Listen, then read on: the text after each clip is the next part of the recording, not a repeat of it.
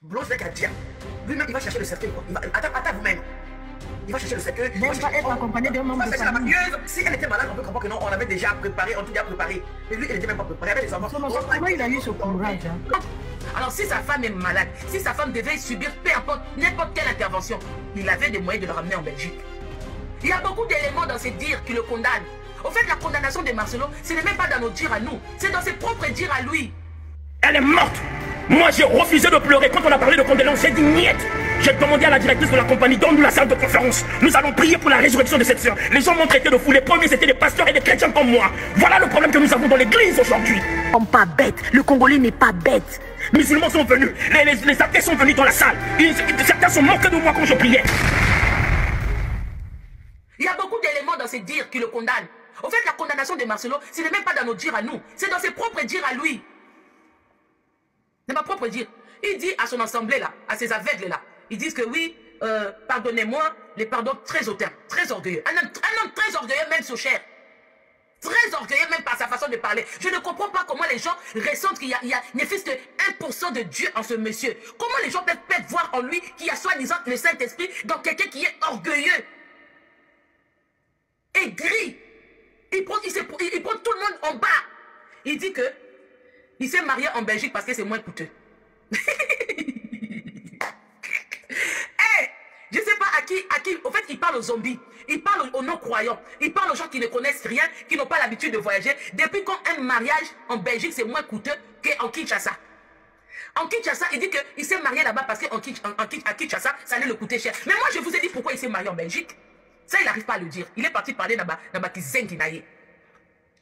il a une salle. Son église là, ça suffit pour lui.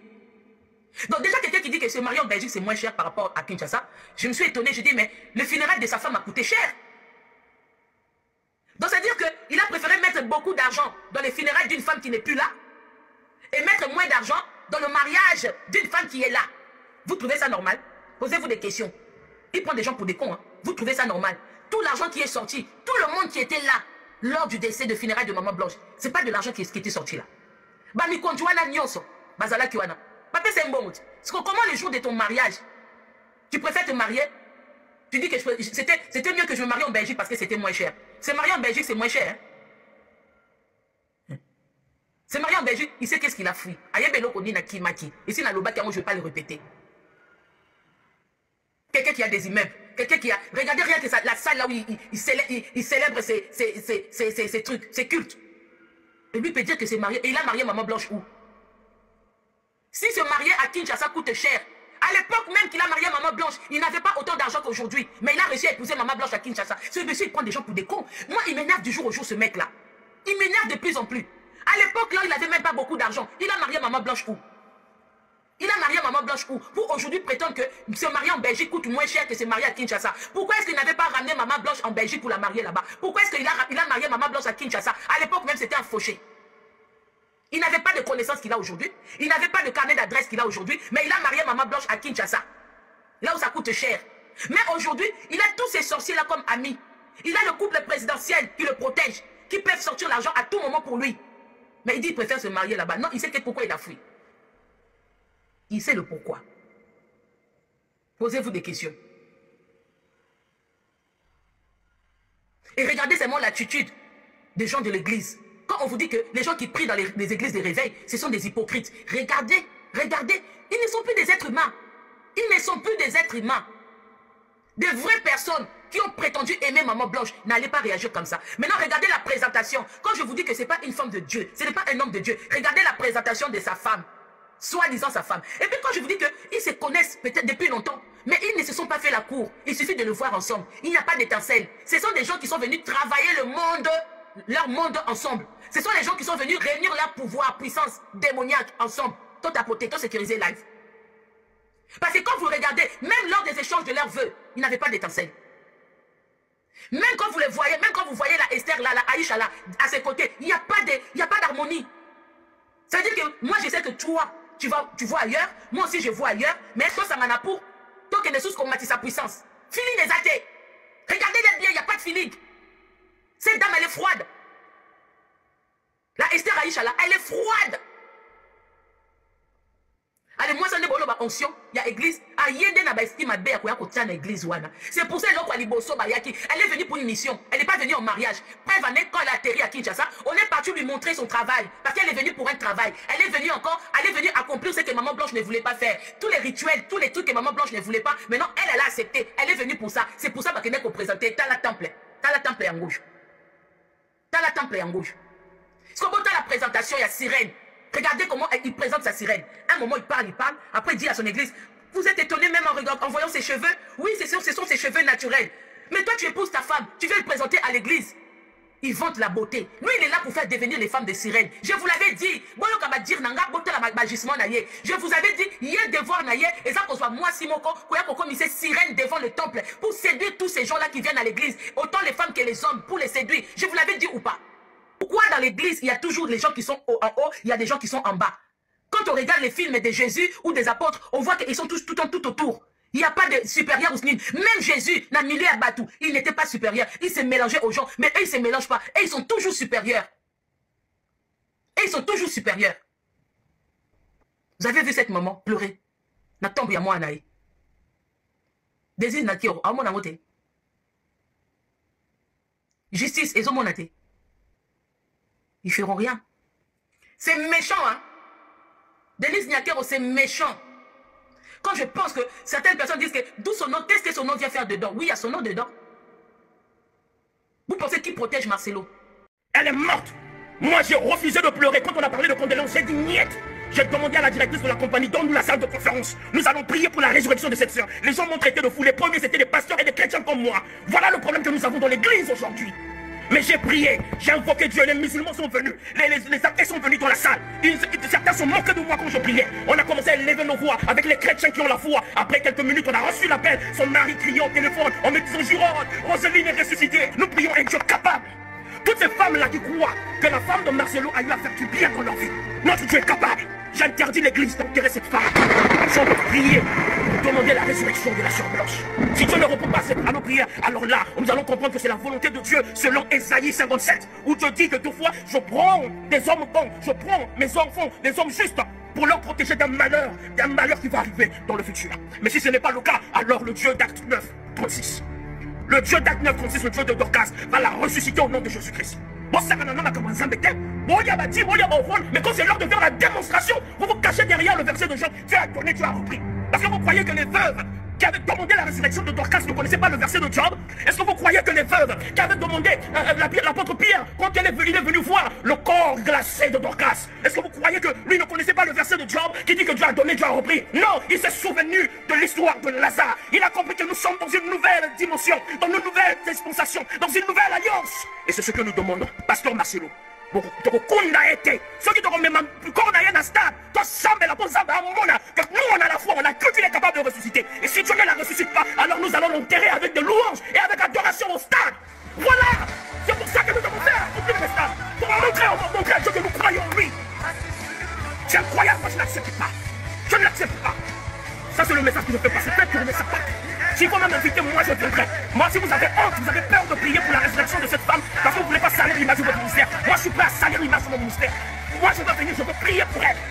Et Dieu va la ressusciter. Si Dieu ne la ressuscite pas, alors nous allons l'enterrer, sachant que sa mission est finie. Femme comme Blanche qui a beaucoup de fidèles, qui a la famille, Blanche avec Adia. Lui-même, il va chercher le cercueil, quoi. Attends vous-même. Il va chercher le cercueil. Il va être accompagné d'un membre de famille. Il va chercher la maquilleuse, ce que je dis, la maquilleuse, la robe, il va aller chercher. Il aura le temps de payer le billet, mais il devait trembler. Il devait trembler. Il devait trembler et pleurer tous les jours.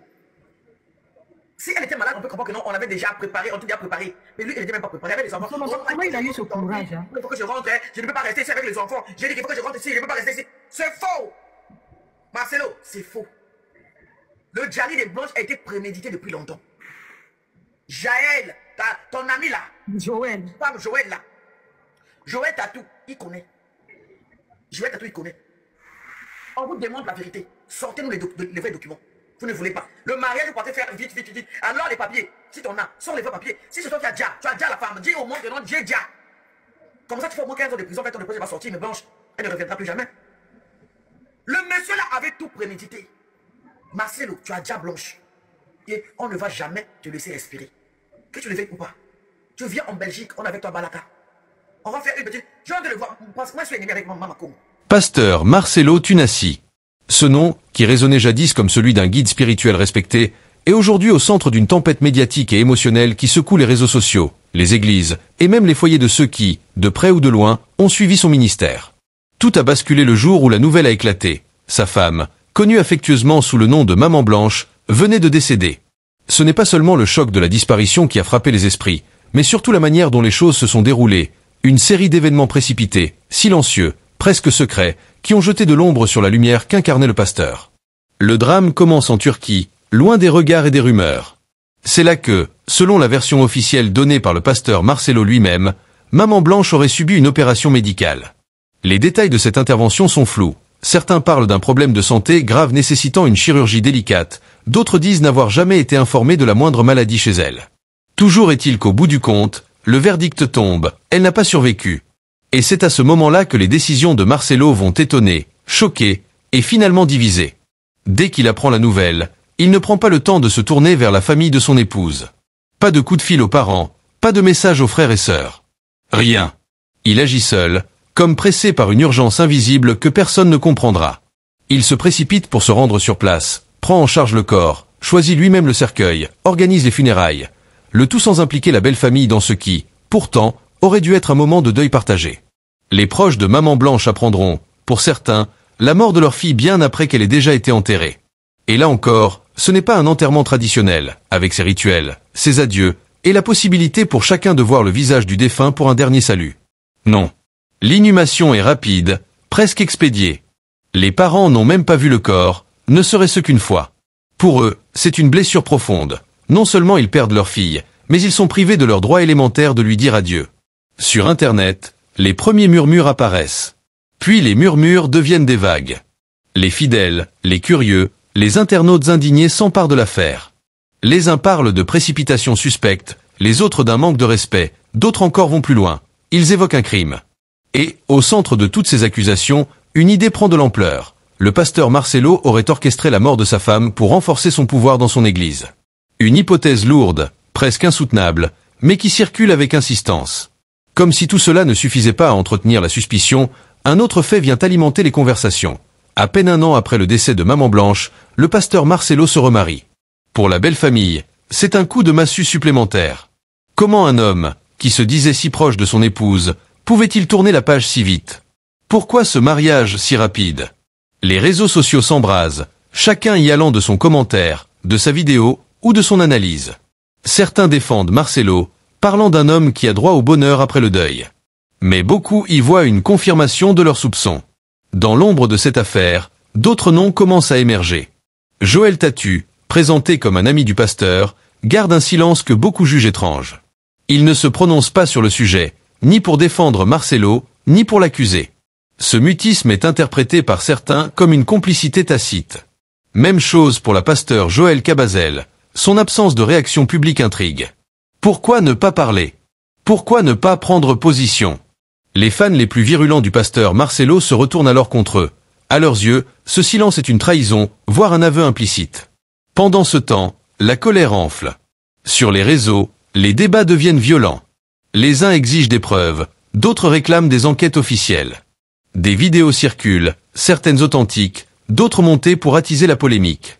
Et dans ce tumulte numérique, une vérité s'impose. Cette affaire dépasse désormais le simple cercle des fidèles du pasteur. Elle est devenue un phénomène public, une sorte de procès médiatique où chacun se fait juge. Les rues, elles, restent calmes en apparence. Mais dans les églises, les discussions chuchotées après les cultes tournent tout autour du même sujet. Certains membres commencent à quitter la congrégation, incapables de continuer à suivre un leader qu'ils ne comprennent plus. D'autres, au contraire, resserrent les rangs autour de lui, persuadés qu'il est victime d'une machination. La fracture est là, nette, tranchante, deux camps se font face, sans espoir de se réconcilier tant que la lumière ne sera pas faite. La famille de Maman Blanche, elle, vit ce drame comme un double deuil, la perte brutale d'une fille et la privation du droit sacré de l'accompagner dans ses derniers instants. Les parents, encore sous le choc, répètent qu'ils n'ont reçu aucun appel, aucune explication, aucune main tendue de la part de celui qui, jusqu'ici, faisait partie intégrante de leur famille. Pour eux, ce silence n'est pas seulement une erreur de communication. C'est une blessure ouverte, une humiliation. Comment accepter que le corps de leur fille ait traversé des milliers de kilomètres, qu'il ait été mis en terre, sans qu'eux-mêmes puissent voir son visage une dernière fois? Dans les jours qui suivent l'enterrement, les rumeurs s'installent comme une brume épaisse. Dans les marchés, les salons de coiffure, les taxis, le nom du pasteur Marcelo revient encore et encore. Certains baissent la voix lorsqu'ils en parlent, comme s'ils touchaient à un sujet tabou. D'autres, au contraire, parlent fort, convaincus que la vérité finira par éclater. 1 an après, ils se remarient. C'est trop rapide, répète une commerçante à une cliente. On dirait qu'il voulait effacer sa mémoire, ajoute un jeune homme, les yeux fixés sur l'écran de son téléphone où s'affichent des vidéos d'internautes indignés. Le mariage rapide devient le carburant principal de la polémique. Chaque photo de la nouvelle épouse, chaque détail de la cérémonie est disséqué, commenté, partagé sur Facebook, TikTok, YouTube. Des influenceurs, parfois éloignés du monde religieux, se mettent à produire du contenu sur l'affaire. Les titres sont accrocheurs, les vignettes criardes, et les commentaires explosent sous chaque publication. Les algorithmes amplifient le phénomène. Plus la colère grandit, plus l'histoire se propage. Et puis, il y a ces 2 noms qui reviennent sans cesse, Joël Tatu et Joël Cabazel. Les plus fidèles soutiens du pasteur, mais étrangement muets face à cette crise. Pourquoi ne parle-t-il pas, s'interroge-t-on. Si leur ami est innocent, pourquoi ne pas le défendre? Ce silence devient lui aussi un sujet de débat. Des internautes se mettent à scruter les moindres signes sur leur compte. Un message vague, une absence prolongée, un like sur une publication neutre, tout est interprété, analysé, parfois déformé. Le matin où la nouvelle est tombée, tout a commencé par un simple appel téléphonique. Du moins, c'est ce que la belle famille a raconté plus tard. Ce n'était pas Marcelo qui appelait, mais une voix inconnue, hésitante, presque embarrassée. « Allô, je suis désolé de vous annoncer. » Les mots s'arrêtaient, se reprenaient, se brisaient. Ce fut comme une gifle inattendue. Un membre de la famille raccrocha aussitôt, persuadé qu'il s'agissait d'une erreur ou d'une mauvaise blague. Mais les heures suivantes, le silence pesant confirma que quelque chose n'allait pas. Ce n'est qu'en insistant, en appelant eux-mêmes plusieurs proches, que les parents de Maman Blanche finirent par apprendre la vérité. Leur fille n'était plus. Aucune explication détaillée, aucune voix officielle pour leur expliquer ce qui s'était passé en Turquie. Seulement cette information froide et brutale. Elle avait subi une opération, et elle n'avait pas survécu. Point. Tout le reste était flou, comme si on leur tendait un puzzle dont les pièces essentielles manquaient. Pendant ce temps, Marcelo était déjà en mouvement. Dans l'ombre de cette tragédie, il prenait des décisions rapides, presque militaires. Billets d'avion réservés, contact pris avec une société de pompes funèbres, cercueil commandé. Chaque étape semblait calculée, exécutée avec une précision qui, aux yeux de certains, ressemblait à de la froideur. Pas de voyage collectif avec la famille, pas d'accompagnement officiel des proches. Lui seul gérait tout, comme s'il voulait garder la mainmise absolue sur la situation. Le plus douloureux, pour la belle famille, fut de découvrir que le corps avait été rapatrié et enterré sans qu'aucun d'eux ne le voie. Pas même un dernier adieu, pas même la possibilité de toucher la main glacée de leur fille. Tout avait été fait rapidement, à huis clos. Les parents dirent plus tard qu'ils avaient ressenti cela comme un vol. On leur avait volé leur droit de pleurer, leur droit de comprendre, leur droit de dire au revoir. Dans les églises partenaires, la nouvelle se répandit comme une traînée de poudre. Les fidèles posaient des questions aux diacres, aux assistants, à tous ceux qui semblaient pouvoir avoir des informations. Mais les réponses étaient vagues, évasives. C'est la volonté de Dieu. Priez pour la famille du pasteur. Ne vous laissez pas troubler. Ces phrases toutes faites, au lieu de calmer les esprits, éveillèrent encore plus la méfiance. On voulait des faits, pas des formules. Le jour de l'enterrement, peu de personnes extérieures furent présentes. Les rares images captées montrent une cérémonie simple, presque minimaliste, sans grande foule, sans discours ému de la belle famille. La terre fut jetée sur le cercueil dans un silence étrange, comme si les émotions elles-mêmes avaient été retenues de force. À peine quelques semaines après, les réseaux sociaux commencèrent à s'enflammer. Au départ, c'était de petites publications isolées. Pourquoi la famille n'a pas été informée? Pourquoi si rapide? Mais bientôt, de véritables enquêtes amateurs virent le jour. Des internautes comparaient les photos d'avant et après l'opération, cherchaient des indices dans les sermons de Marcelo, repéraient ses absences ou ses voyages non expliqués. Puis, 1 an plus tard, le choc, Marcelo annonça son remariage. Une simple photo sur ses réseaux, accompagnée d'un verset biblique sur « la nouvelle saison de vie ». Mais le commentaire spirituel ne suffisait pas à calmer la tempête. Les réactions furent immédiates, indignation, colère, incompréhension. La belle famille, déjà meurtrie, reçut la nouvelle comme une nouvelle trahison. Les parents de Maman Blanche ne comprenaient pas comment un homme qui prétendait avoir tant aimé leur fille pouvait se marier à nouveau si vite. Ce fut le point de départ d'une deuxième vague d'accusations, encore plus violente que la première. Certains affirmaient désormais que le mariage rapide prouvait que la disparition de Maman Blanche n'était pas naturelle. Des vidéos circulaient, titrées « La vérité cachée derrière la mort de Maman Blanche », les zones d'ombre autour de Marcelo Tunasi, ou encore « A-t-il sacrifié sa femme pour son ministère ?» Dans ce tumulte, deux figures restaient obstinément silencieuses, Joël Tatu et Joël Cabazel. Leur absence de réaction publique devenait suspecte aux yeux de beaucoup. Les fans les plus ardents de Marcelo les accusaient de lâcheté, les opposants y voyaient une complicité silencieuse. Ce mutisme ne faisait qu'ajouter une couche supplémentaire de mystère. Et pendant que la guerre des opinions faisait rage, Marcelo, lui, continuait d'apparaître sur scène, Bible en main, parlant d'espérance et de persévérance. Mais derrière les applaudissements restants, il y avait cette tension palpable, ce non-dit que tout le monde ressentait sans oser l'exprimer ouvertement dans son église, et si tout ce qu'on murmurait dehors n'était pas totalement faux. Dans les coulisses, loin des caméras et des cultes publics, l'ambiance autour du pasteur Marcelo avait changé. Ceux qui travaillaient à ses côtés le sentaient. Il parlait moins, ses échanges avec l'équipe étaient plus froids, presque techniques. Il ne laissait plus filtrer la moindre émotion, comme si tout ce qui s'était passé en Turquie était enfermé dans un coffre invisible dont il détenait la seule clé. Certains membres du staff affirmaient qu'il avait imposé une règle tacite. On ne posait pas de questions sur Maman Blanche, et on ne répondait à aucune sollicitation venant de la presse ou des réseaux sociaux. Pour la belle famille, ce silence organisé ressemblait à une muraille. Les parents de Maman Blanche avaient bien tenté de contacter certains membres de l'église, espérant qu'un assistant, une amie proche ou même un diacre leur donnerait des détails. Mais chaque tentative se soldait par des réponses évasives. Nous ne savons pas, il faut voir directement avec le pasteur. Ou, ce sont des choses personnelles, ce n'est pas à nous d'en parler. Cette absence totale de transparence alimentait les conversations nocturnes de la famille, où chacun cherchait à recoller les morceaux d'un puzzle dont la moitié des pièces manquaient. En Turquie, un cousin éloigné, installé à Istanbul depuis quelques années, avait accepté de mener sa propre enquête. Il se rendit à l'hôpital, où selon les dires de Marcelo, Maman Blanche aurait été opérée. Mais sur place, il se heurta à un mur administratif. Pour obtenir le dossier médical ou le rapport d'opération, il fallait être le conjoint légal.